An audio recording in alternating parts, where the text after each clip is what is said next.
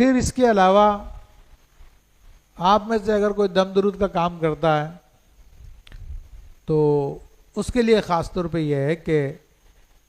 اسی کے کچھ اوراد و وظائف ہوتے ہیں، تو وہ تاکہ کیونکہ پورا حزب البر پڑھ کے کسی مریض پہ دم کرنے میں تو ٹائم لگ جاتا ہے، تو اس میں جیسے کہ ایک آیت ہے حامیم تنزیل الکتاب من اللہ العزیز العلیم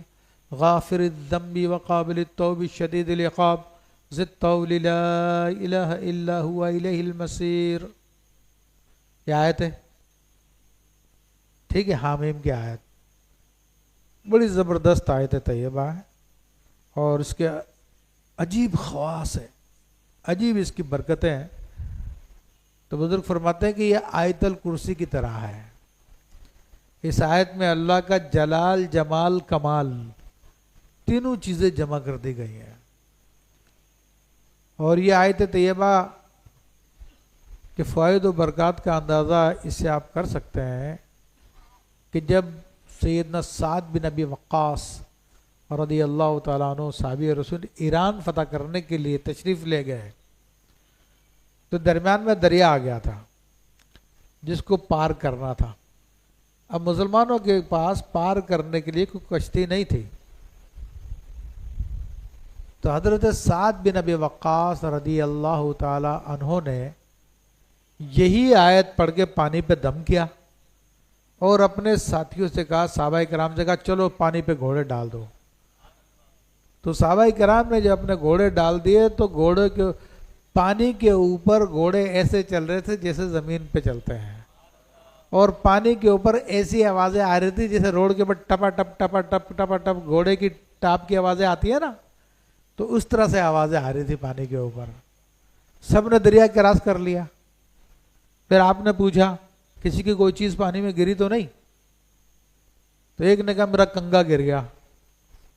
ایک نے کہا میرا پیالہ گر گیا۔ آپ نے یہی آیت پڑھی، دریا کو حکم دیا کہ یہ دونوں چیزیں واپس کرو، تو دریا نے وہ دونوں کو دونوں چیزیں واپس کر دی۔ تو اس آیت کے فضائل و کمالات کو بیان کیا جائے تو بہت ٹائم لگ جائے گا، خود ہمارے اپنے تجربے ہیں اس کے اوپر۔ تو اس آیت طیبہ کی آپ ریاضت کر لیں، تو اس کی ریاضت یہ ہوتی ہے کہ کم از کم اس کو آپ 5000 دفعہ پڑھ لیں، اور روزانہ 500 کر کے پڑھ لیں اس کی زکوٰۃ کی نیت سے، یا روزانہ 200 کر کے پڑھ لیں۔ تو جس طرح سے آسانی ایک ٹائم پیریڈ کے اندر شیڈول میں ڈیوائڈ کر دیں، جیسے 500 کر کے پڑھیں گے تو 10 دن میں 5000 ہو جائے گی، ٹھیک ہے نا۔ اگر 200 کر کے پڑھیں گے تو 20 دن میں 5000 ہو جائے گی۔ ایک ٹائم مقرر کر کے اس کی ریاضت کہلاتی ہے۔ یہ عمل جو عاملین ہے، جو خدمت خلق کے لیے بیٹھے ان کو میں بتا رہا ہوں۔ پھر اسی طرح اس میں اور بھی آیت ہے، جیسے کہ فَسَيَكْفِيكَهُمُ اللَّهُ وَهُوَ السَّمِيعُ الْعَلِيمُ، تو اس کا بھی سوالات کا چلہ کیا جاتا ہے، تو پھر آپ لوگوں کو یہ آیت لکھ کے دے دیں، تو جس کو دیں گے انشاءاللہ اس کے امراض جادو جنات وغیرہ سب کے سب درست ہو جائیں گے۔